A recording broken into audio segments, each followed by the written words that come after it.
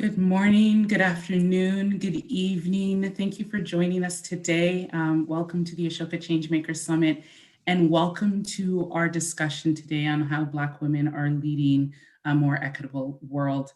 I'm really excited to have this conversation. I'm joined by four exceptional women, social entrepreneurs, change makers, and we want to dive into a candid and open discussion and dialogue about the roles of Black, Afro, and Caribbean diaspora women around the world when it comes to leading social change. And when we talk about leading social change, not just the nuts and bolts of social change, but the nuts and bolts of being an individual who identifies as a Black woman in that world and in that sphere. We want to touch on topics of equitable inclusion, solutions-driven approaches, identity, and particularly through the experiences of Black women. And to do that, we have three amazing women joining me today. Newly elected Ashoka Fellow, Dr. Amelia Roig, who's the founder and director of Center for Intersectional Justice, which is a global network of leading lawyers, academics, and writers who pool their expertise, perspectives, and their creativity to protect and promote the rights of those who are experiencing marginalization and structural marginalization within Europe. We also have Ashoka Fellow Karima Grant, who is the founder and director of Imagination Africa. Imagination Africa is an organization that is leading the way in transforming ecosystems of learning for young children across the African continent, and envisions a world in which the future of Africa is powerfully led by young people who are creatively thinking and actively problem solving. And then we also have Annette McGee Johnson, who is the Global Legal Director of Ashoka, but also the founder and director of Monje Inc., which is a platform that supports the social entrepreneurs from the African diaspora through their storytelling experiences to rewrite prevailing false narratives with a flagship podcast called The Lion Historian. So I'm super excited. These are amazing women that we're going to dive into this conversation with. I also want to give a shout out to my colleague, Samantha Lumpkin, who is going to be on the chat with all of you today, engaging with you and relaying your questions to us. So please make sure that you share with her today.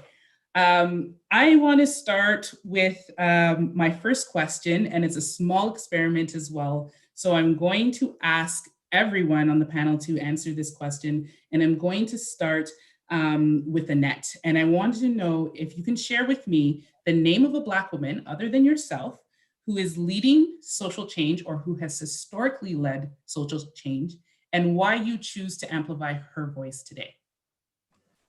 Hello, everyone, and thanks again, Yulika, for inviting me to be on the panel. It's such an easy question for me. The woman that comes to mind is Maya Angelou, and I believe that she is going to continue to lead social change even in her death, because she was able to speak to her pain, transcend that pain, and really send a message of social change to not just women, but people across humanity. And so for me, she's a person that I always look up to, and her words provide such hope and inspiration and give so much courage to face life. Thank you so much. I love Dr. Maya Angelou, one of my favorite writers and inspirational speakers as well. Dr. Amelia, I'd love to pose the same question to you. So please name a Black woman who has led historically or is currently leading social change, and why you choose to amplify her voice today. So it's not an easy question because there are many of them, and I want to pay tribute to all of them because they are collectively shaping, social justice movements, and also my identity as a Black woman, and also all of us.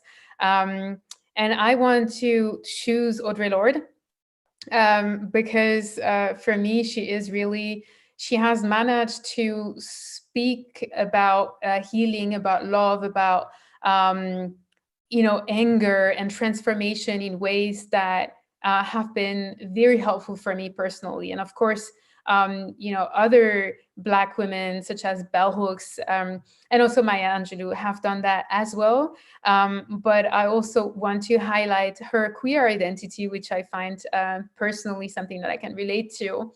And would you allow me to maybe name one that is, because I think it's so worth naming her. She is doing groundbreaking work and such a big inspiration. Her name is Sonia Renee Taylor, and she's really doing work on radical self-love, which I think as well is one of the things that we all should engage on if we want to divest from oppression.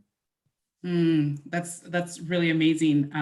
We're going to touch on self-love and self-care later on in the conversation, so I'm excited to hear maybe a little bit more about her work. Karima, please tell us the name of a Black woman whose voice you choose to amplify today and why. So I just have to say that my two sisters before me, like, they just named all these people. And I remember when the question came up, I kept thinking, oh, there's so many we could name. So when both of you said Maya Angelou, I was like, oh, okay, cross that one off, cross that one off. But for me, I'm really going to go back and talk about two people. One is Harriet Tubman, and the second one is Winnie Mandela. And I think it's because there's so much that is confronting us, and that sometimes we need these images of women who are just absolute militant for what they believe, just absolutely militant for what they believe. They're not sacrificing things. There's just so many things. There's so many gray areas and unclarities. I know we'll talk about it later, but having read the autobiography, read these autobiographies, I just am enthused, like, wow, how did they have such clarity? How could they have had such clarity and also against such overwhelming conditions, just conditions that were really meant to obliterate who you were? So really, I raised them up because I think it's just as we said about Maya Angelou, and these are words that power future generations and really are just pushing people forward and pushing myself forward there. So thank you. Absolutely. Thank you so much. I wanted to join in on this too. So I tried to focus in on just fellows, but then there was so many list of fellows that I wanted. So I had the same problem as well, but I'm going to choose Dr. Gladys Kilema Zikosoka, who is a Ugandan veterinarian and founder of the Conservation Through Public Health. I had a chance to speak with her under the Making More Health Partnership a few years ago, and it was just amazing to me how she was, tackling such a huge problem around climate and the human interaction with ecosystems and the protection of lands, and really leading the charge there. So thank you all for participating in this experiment. And the reason why I wanted to do this, which was my hypothesis, which was proven right, was that there was such diversity in our answers, and there were so many women that we could name and that we could talk about. And for me, it's important to recognize the diversity in these answers and to recognize that the global Black diaspora of women are a mosaic, not a monolith.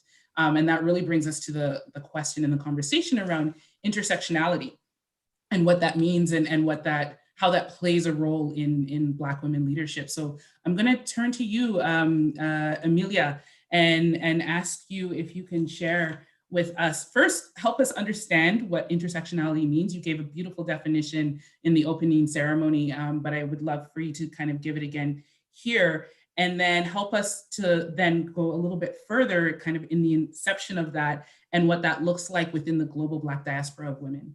Mm-hmm. Thank you so much. So first of all, I wonder which definition I gave, because there's so many definitions of intersectionality. So the one that I'm inspired to give now is that intersectionality is a tool, a movement, a concept, a perspective that can help us make power and privilege visible. And so by making power and privilege visible, what we can do is that we can expose the hierarchies in which all of us are embedded. And only if we do this by looking at the several axes from which we are dehumanized or inferiorized, can we overcome oppression. Another definition that I like to give, which is a bit more pragmatic, is that intersectionality is about fighting discrimination within discrimination, tackling inequalities within inequalities, and empowering minorities within minorities. And what does it mean with regards to the global Black diaspora and also Black diaspora of women and non-binary people? I would say that it helps us recenter our experiences and universalize our experiences. Because currently universalism is based on a particularism of a very small portion of the population. The portion of the population that doesn't experience systemic oppression, systemic inequality, and whose views, experiences, and perception of the world is constructed as the only reality. And so what it can help us do is universalize our experience, putting it to the center and knowing that what we experience is a collective experience and that everybody can relate to it. So if we can identify with powerful white men, then powerful white men can also identify with us. And this is how we can overcome those hierarchies, and this is how we can change the paradigm and understand that all humanity and all of us are linked with each other. That's a beautiful answer. And I love the concept of universalization and kind of flipping the perspective a little bit and looking at our intersectionality as a superpower. So I really, we're superheroes. We are also superheroes, but the superpower of that. How does supporting, so if you could just dive a little bit more into how supporting intersectionality contributes to leading social change, and specifically within the work that you're doing for the Center for Intersectional Justice. So supporting, or at least trying to mobilize intersectionality, helps us overcome oppression simply because we understand how intricately all the axes of inferiorization and discrimination are linked with each other. It means that the devaluation and dehumanization of people with disabilities, of disabled people, is linked to the dehumanization of Black women, is linked to the dehumanization of Roma people in Europe, for example. And that if we understand that, and I would say, that's the Martin Luther King quote, basically, when he says, injustice anywhere is a threat to justice everywhere. One interpretation of it would be that we are not safe until all of us are safe, and we are not free until all of us are free. I can't remember whose this quote is from. And so that's why intersectionality can help us move beyond the simple answer. One simple answer to gender inequality would be, okay, so let's look at, men and women and how we can equalize their positions, not knowing that many of the measures that will be put in place to equalize the situation of men and women will rely on the inequalities between women and among women, by mobilizing women from lower social classes, from Black and people, Black women and women of color, immigrants, etc. And so that's why we can only fight societal issues that deal with that have to do with inequalities, while at the same time understanding in what ways it impacts on other axes. That would be the same by saying, okay, we want to fight homophobia in Europe.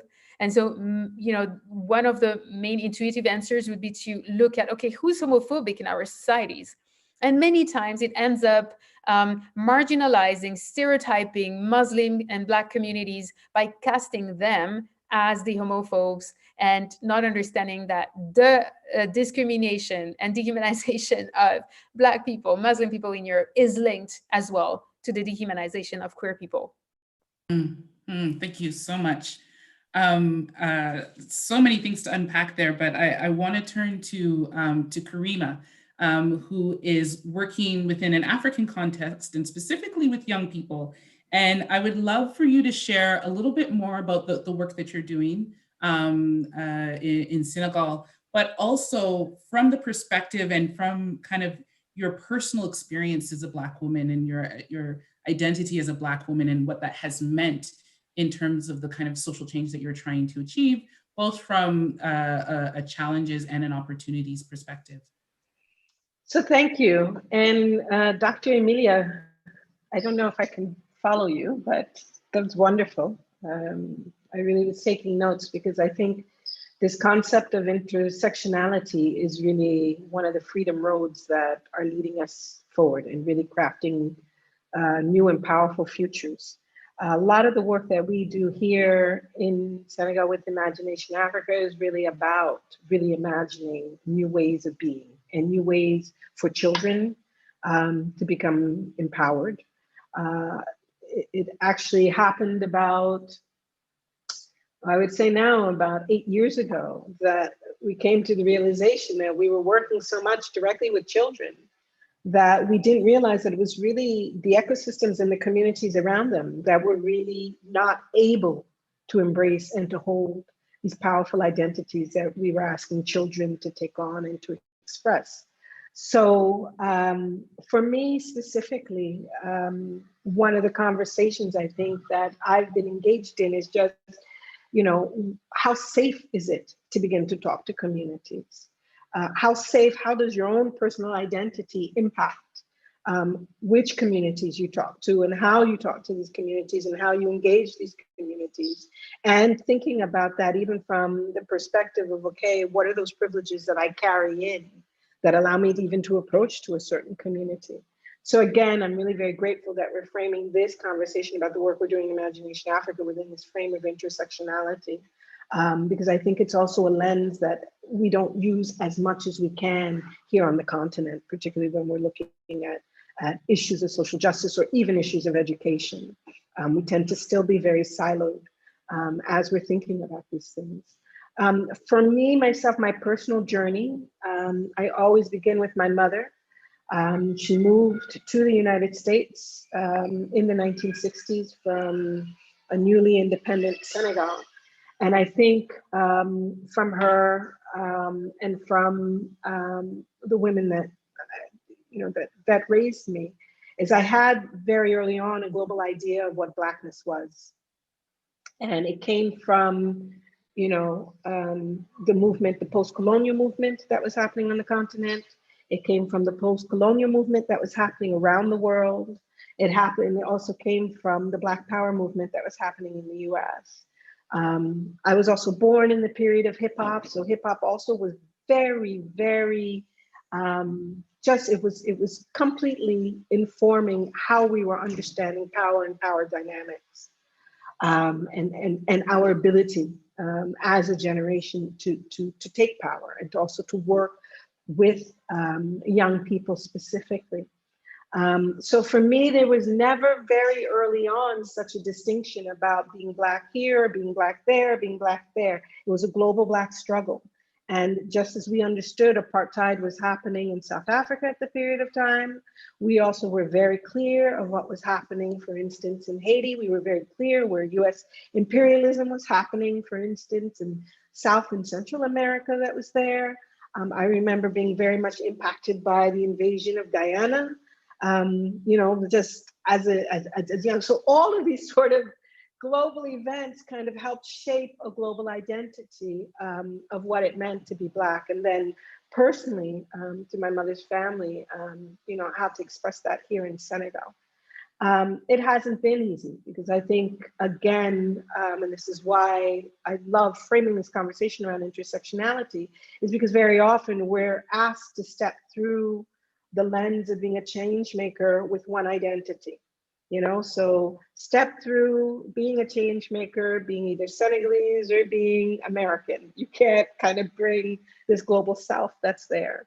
The privilege of being a woman who's heterosexual, I don't imagine I could do this if I was a queer woman, for instance. I think that would be an identity that would be, very, very conflictual with a lot of the work that we're doing.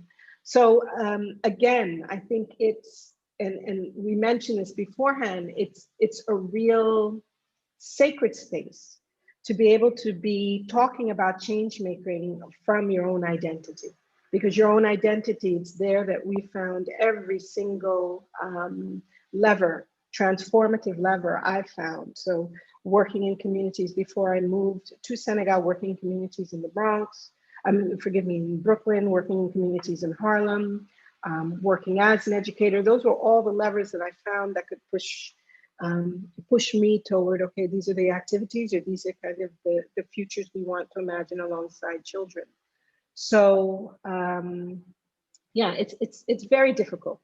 I think the thing that I have found perhaps the most difficult has been really looking at where structures, particularly around funding on the continent, are just absolutely colonial in nature, and how those structures are just the last things to turn. It is absolutely okay in 2020 to have a young student who maybe 2 years ago was interning with me to kind of come back and now be a grant officer and now be informing how funding is going to be happening on a continent. It is absolutely still okay for major NGOs, major ONGs, I won't name any names, but to be continuing to be monopolizing the amount of funding that comes there. I mean, I have a Black woman friend here who's from Kenya. She has an organization called Epic Africa. And one of the facts that they've uncovered is that 90% of the philanthropy that's added to the continent is going through these global North organizations. So that means for organizations that are based, and I remember so many people were like, well, why don't you just get, a 501c3 in the US? And I said, is that the only way we do business? Is that the only way that we can support ourselves? So I think that those have been the biggest challenges. And when you are coming from a viewpoint where you're extremely conscious about how race and how hierarchies of power are affected, to be able to say, okay, those are things I'm now going to have to swallow to be able to get funding, or to be able to say, well, thank goodness I speak English. Thank goodness I have a footprint in the US, because that makes me 10 times more available to certain funders than, so many of the African organizations that are here, particularly in Francophone Africa that's there. And what I found is that it just comes down to sometimes even presence. Sometimes we're not even present because we can't get a visa. We can't get into a country. So that sometimes even when we want to be in spaces discussing, just about how change can happen, the structural changes. And I found many social justice organizations that are supporting change making, they haven't really stood up for that yet. They haven't stood up to governments about your visa systems, about who's allowed to come to conferences. So I think that those are some of those core challenges that I'm always still very surprised at, even after the explosion of the pandemic, that we haven't really grappled or held people accountable to. Thank you so much for sharing that. I mean, there was a lot that resonated for me, a lot of things that connected, and I was the point about being able to bring your whole self and your whole identity to the conversation of social entrepreneurship and change making was really important, and then kind of touching on the that the pervasion of structural colonization even permeates into investment and into funding. And these are the systems that you still have to navigate with that.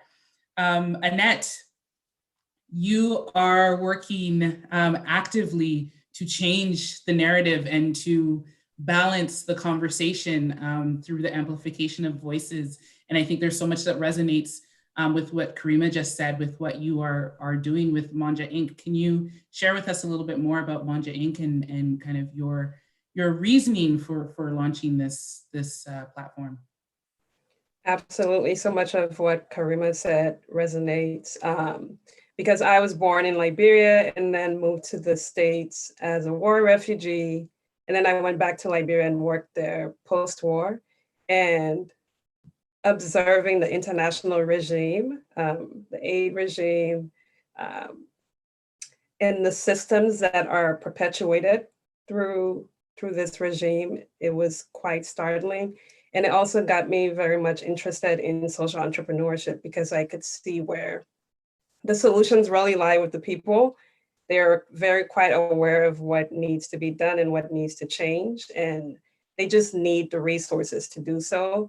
And then you're having people coming from the outside without the necessary expertise, but they've been given the mandate to formulate solutions. And then what ends up happening is they also want results very quickly because the system is so results driven and change doesn't happen overnight. And so it's really just perpetuating corrupt systems is what you end up seeing. And then having lived in the US as a Black person, but having an African identity and having a deeper connection to the historical Africa, I'm quite bothered about the way we talk about history, even for us as Black people. Even when we look at Black History Month, where we begin the story from. And then it's interesting when you begin to go back to the 18th century, 17th century, and you see European culture, European history before slavery, where there was this equality of humanity, and European people were traveling back and forth to Africa and trading with Africans on the west coast of Africa, for example, with alligator pepper. And then people were also going to Liberia for other spices, even for salt. And there was quite an equality. And you see European art from the 17th century where Jesus and Mary were Black. And then we get to slavery, and people have rewritten history to justify an inhuman act that continues today in some way or another because it was the creation of an economic system. And to justify the continuation of that system in whatever forms it continues to this day, the narrative is still skewed in a way that dehumanizes people, in a way that as we try to work to create this balance, it's really seen as more of a handout than a full participation of everybody in the economic system, when we know that there are resources, human and natural resources from the continent and diaspora that continue to contribute to the world that we live in and benefit from. And then I also have been interested in, as we look at social movements and we push towards justice, equity, and equality, that we make sure that we are also building the self, because the current system of development that is the more Eurocentric system of development has focused more on the material. And so we need to revisit the spiritual.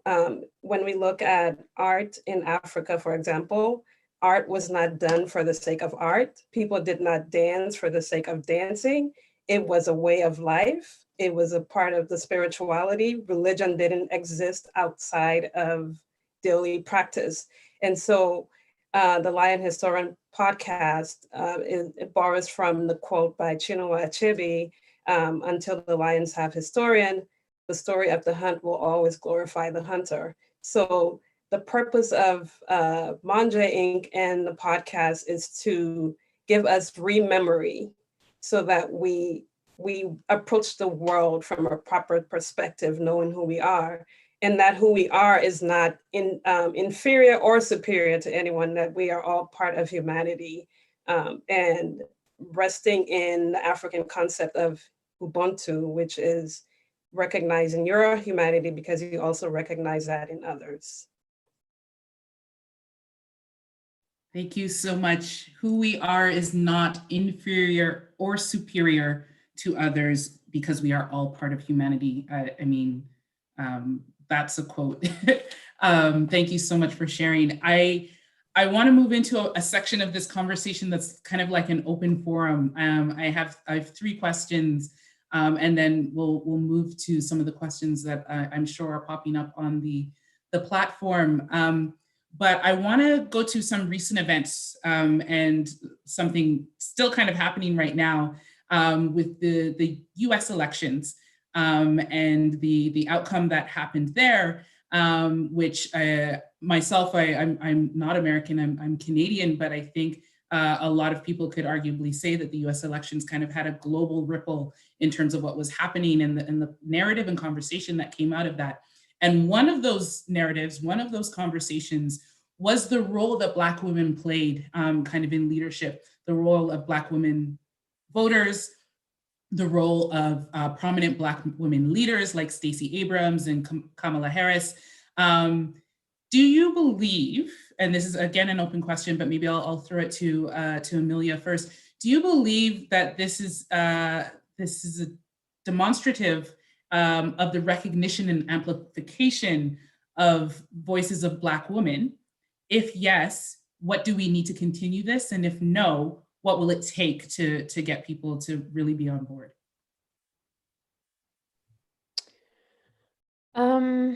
Yeah, I think it's a tough question. You know, like change is very contingent. I mean, there are so many things that can explain what brought us there. So I also want to say, and I think it's important to mention that you know, class and representation also plays a role in that. Is there a unified Black woman's voice? And in that sense, I mean, I do feel that we have some commonality, we do have solidarity going on, but there are also ways in which certain Black women get invisibilized. And it has to do, of course, with intersectionality. And I'm thinking of class and of, you know, colorism, of, you know, whether a Black person in the US is a descendant of enslaved people or not. And that is very important, you know, because Blackness in this sense is also embedded in the hierarchy that we keep talking about. And so we need to recognize that. I feel like we have a process in which the voices of Black women keep informing all movements. They are, you know, the basis. They are the earth, you know, on which all those plants are growing. But all too often, their contribution is not really acknowledged nor recognized. And I think this is what continues to happen, what has happened over and over and over again. And it means that there's tremendous resilience linked to it, right? Because in order to continue being this tremendous force leading change, you know, if we look at social movements, the Black Lives Matter movement, the Me Too movement, the climate justice movement, it's, you know, it's everywhere basically, and this contribution continues to be raised. So amplifying those voices means also recognizing why we have come so far. I'm not sure if I answered your question, because I think there was another layer to it that I didn't really get. So maybe you want to ask a follow-up if I didn't.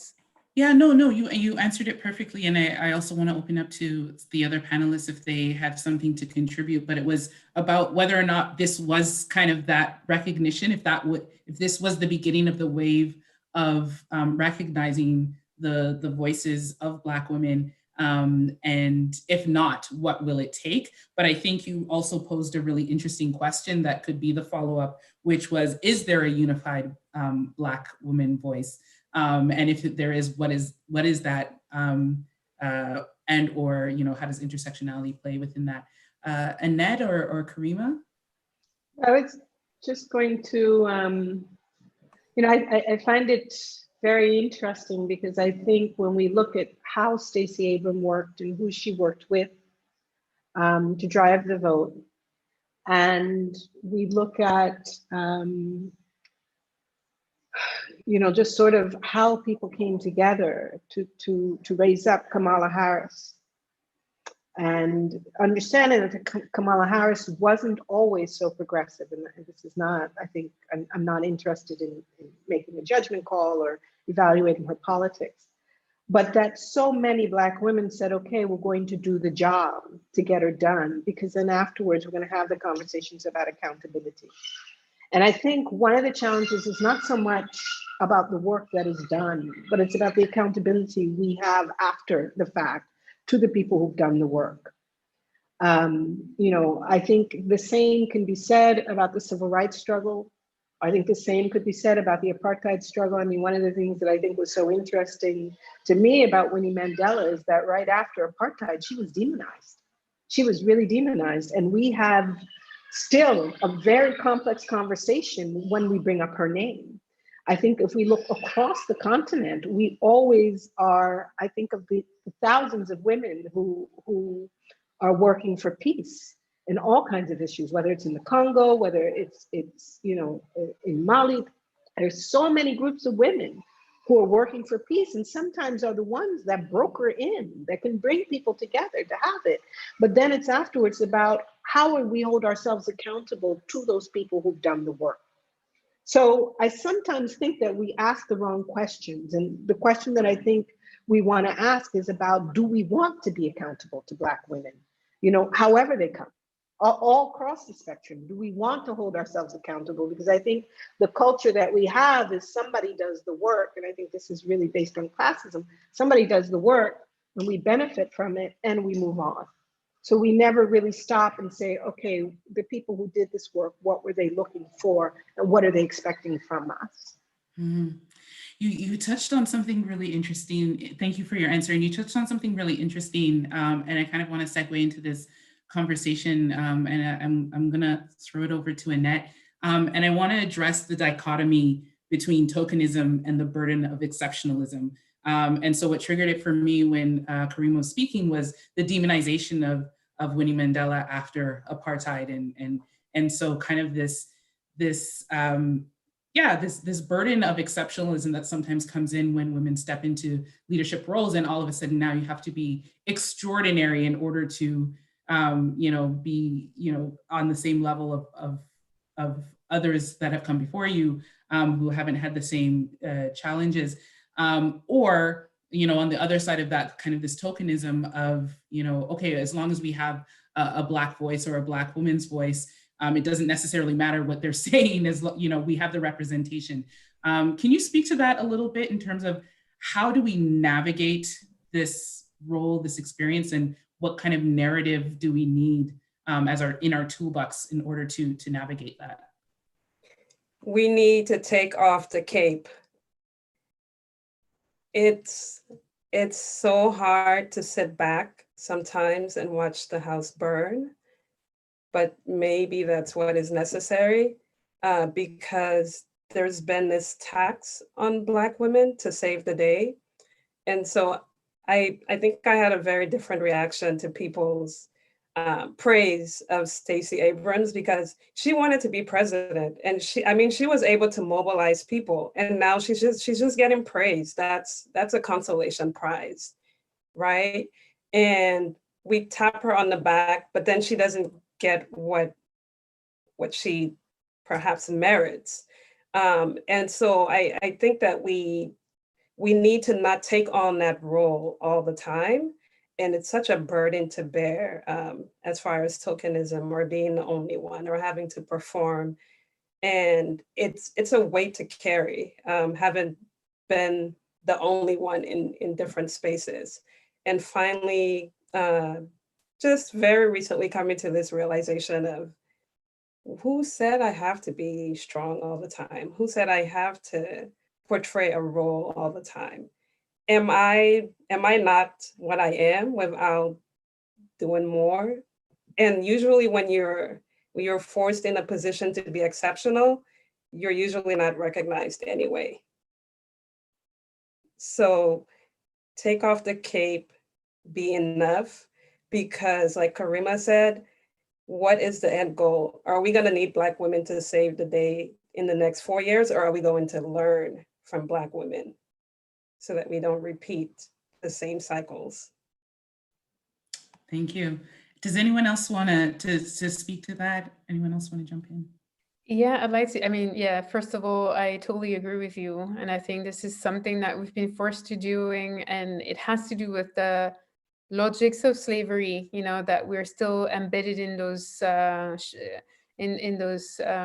patterns, and it's really difficult to get out, because a lot of the harm that we're inflicting on each other or on ourselves could easily be stopped if we would just decide that it's over. but this is a decision that is very powerful and at the same time so difficult to make. And I wanted to make a comment on Winnie Mandela and on the fact that I think it has to do, one of the instruments of white supremacy is to keep the oppressed people in a position where they cannot speak. And one of the ways of doing so is to present the ways in which, or to frame the ways in which they can express discontent. And it has to be nonviolent. And so the ways in which we tell the history of the civil rights era, of the apartheid, of any, very oppressive system has to say, look at those, they did it non-violently, and this is how you're going to get recognized. Forgetting that at the time, non-violence was just one element of the whole strategy. And it was at a certain point in time. So it was not the entire time that they said, let's be kind to white people, let's be kind to our oppressors. It was like a long process of enduring so much violence that, they were left with the only alternative of nonviolence. And so we can see that the Black Panthers did not get the same recognition. We can see that currently the history of the civil rights era is seen as Rosa Parks sitting silently on a bus, and that's all she did.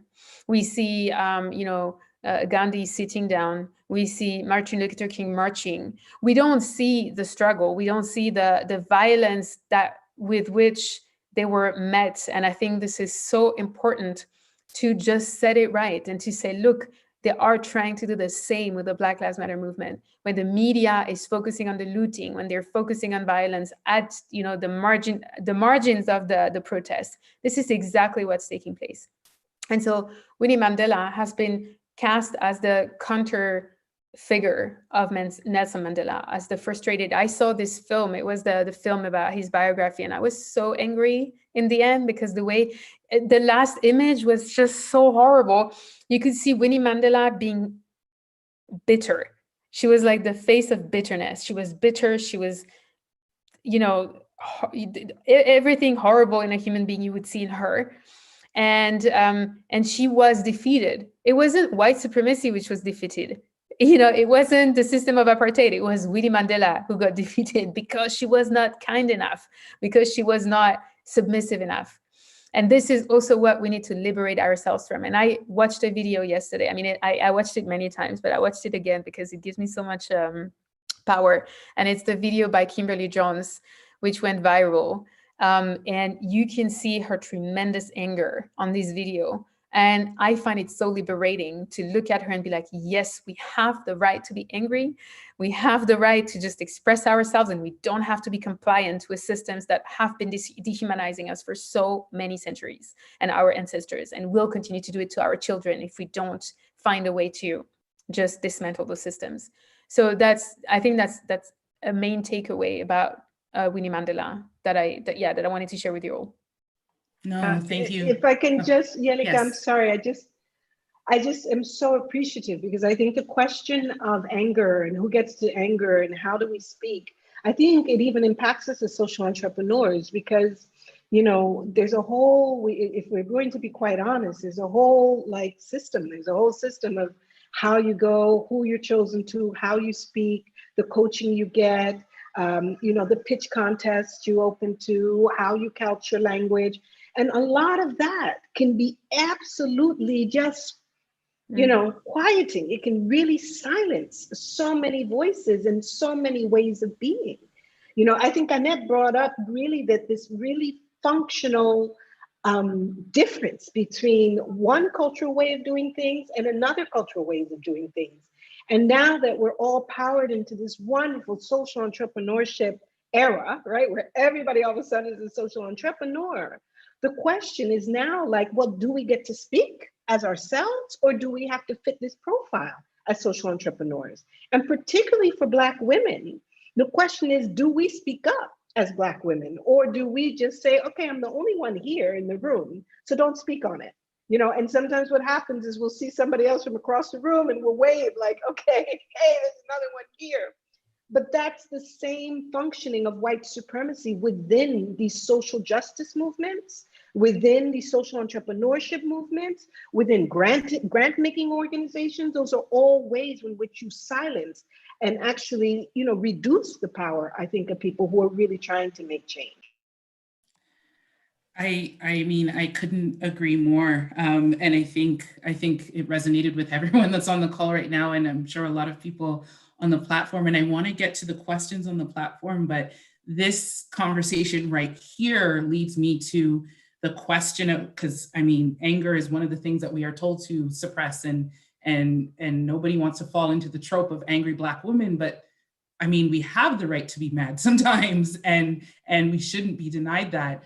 And so my question is then, how do we deal with self-care when we are trying to be leaders in systems that we're also at risk of being marginalized by or oppressed from? How do we create an environment or an opportunity for self-care if we're dealing with some of these microaggressions or overt challenges to our own being? Annette. Oh, sorry. Yes, no. Please. Such a good question. I make sure to do the things that I love. Sometimes I forget, but I try to do things I love, stay close to creativity. And there are some people you have to tune out. There's a certain person for the last 4 years, I don't really tune in to listen too much. So I think you have to create your own safe space and always have balance. So physical balance, things you enjoy, work balance as well. I'm the queen.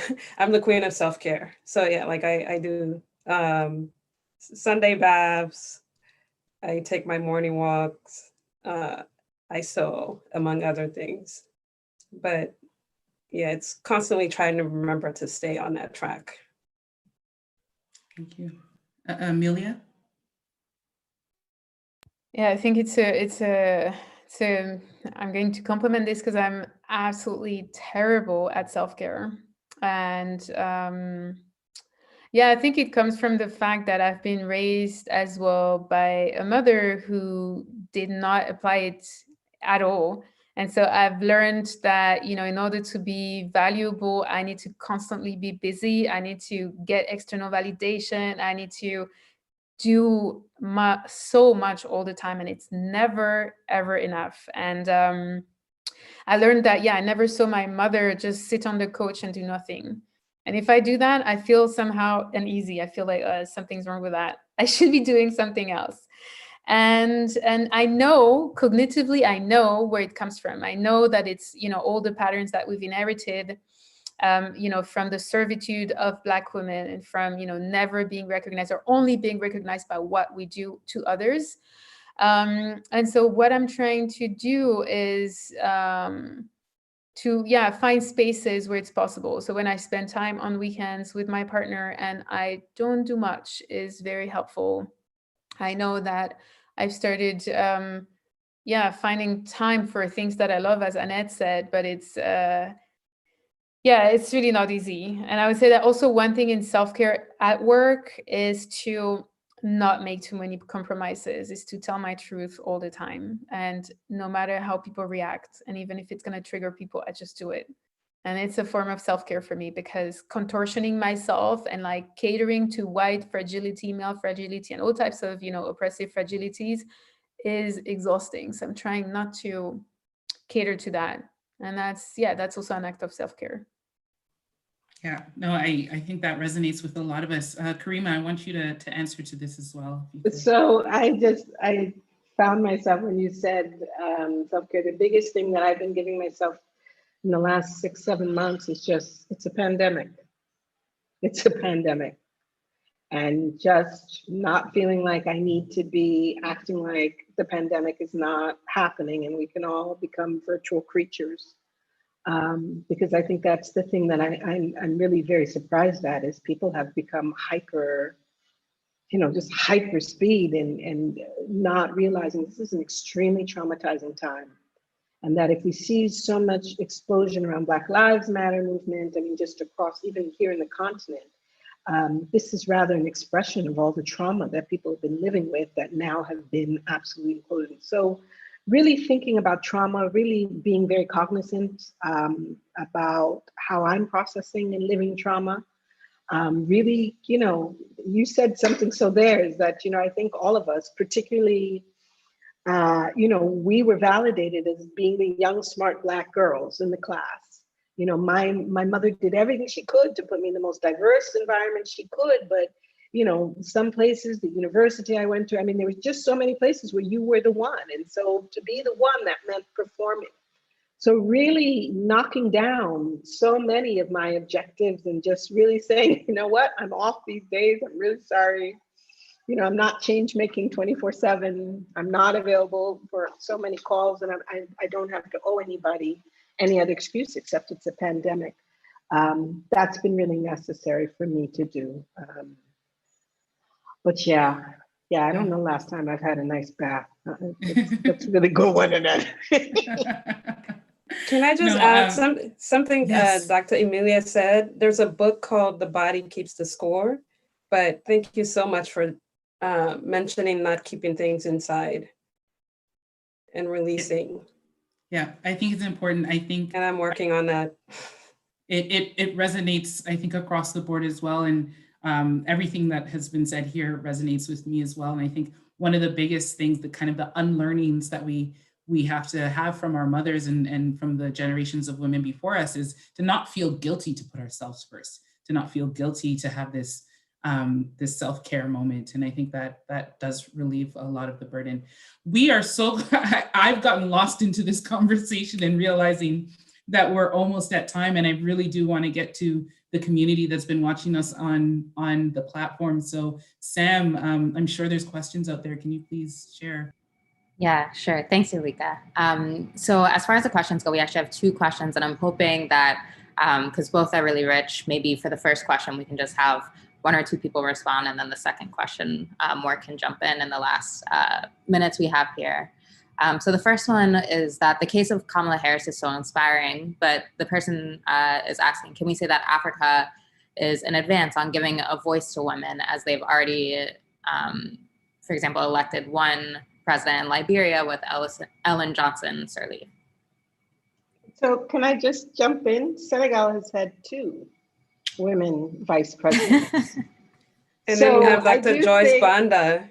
Yes, Dr. Joyce Banda. So I think, but I think the question is now, I think what we've learned on the continent, Annette, Emilia, Yulika, I think all over, because the Caribbean has also been leading the way, also too with women as statespeople as well. But I just think the question that we've learned to ask is now, who are those women? It's not necessarily that they're in positions of power, but who are those women and whose agendas are they upholding?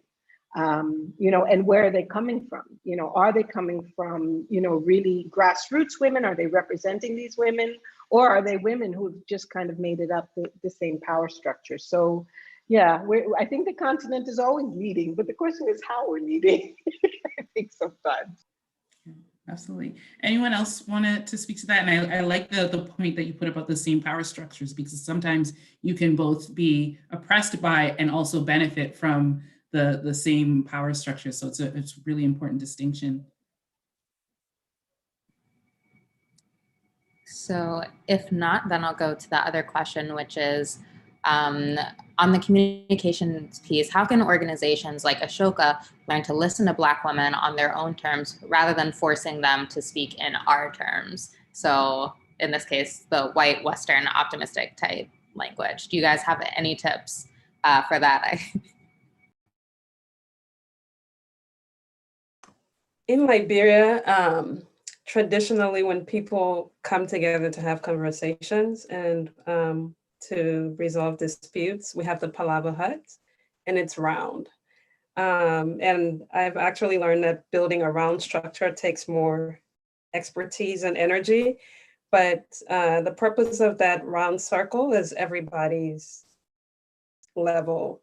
And so one of the ways to amplify other voices can be to create circles of conversation. And that may mean, for example, maybe having different formats for conversation, rotating the conversation style, how the conversation is led, how it's facilitated, and sometimes even calling the people from the back who don't speak. Maybe you don't have to call them out, but seeing if they would be interested in facilitating a conversation.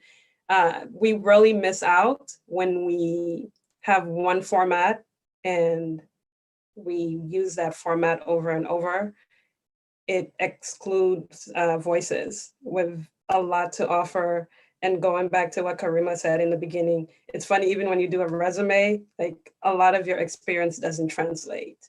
And so you'll never know what people know until you get out of those formats. And you're really losing by not exploring. You know, there's a proverb that says you have 2 ears and 1 mouth. And I'm always surprised that we always want to use the mouth when we're talking to Black women about listening, as opposed to starting with our ears. You know, sometimes people are talking. It's just what they're saying, we're not counting, we're not valuing. So I think in that conversation, whether it's Ashoka or any other organization, well, how much value do we put toward these people? Because somebody can be talking and you're just dismissing everything. You know, you've got that filter in your head that says, oh yeah, but this person is, or this person is. You know, so until you kind of can unplug that filter, and nobody can help you do that. You know, that's where you have to really look and undo that filter. It's really hard to hear people.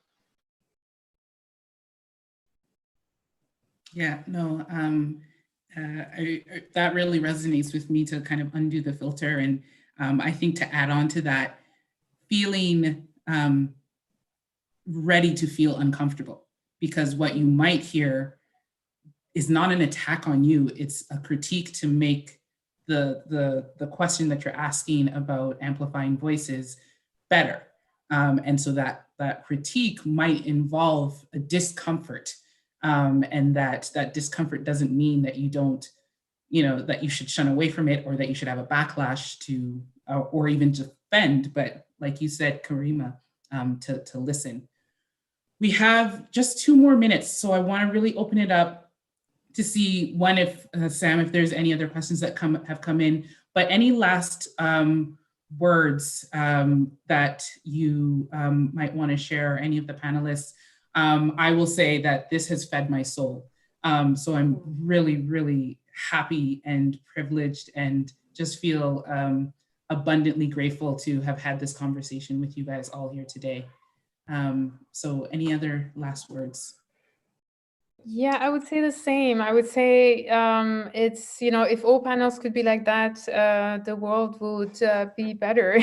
So I'm incredibly grateful to all of you. And yeah, it's such a rare thing to, you know, be in community and to have such a connection as well, because I feel like we had a thread that was very, very strong, binding us all. And yeah, I'm very, very grateful for that. Thank you so much.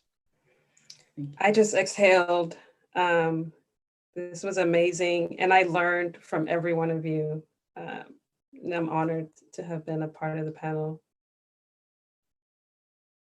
So I can say hands down, not only am I honored to be with you all, but you all have just given me, like, now I feel like I'm going to go home and just start something, just to start something. Because I feel like I've got all these people behind me. So it's funny, just sorry for the people on the drive home, because now I'm, you know, you said to take off the cape, but I feel like, you know, you helped us take off a lot of mass and a lot of weight. So I'm very grateful to Sam, Annette, Dr. Emilia, Yelika, really just, you know, really thank you for this opportunity, tremendously.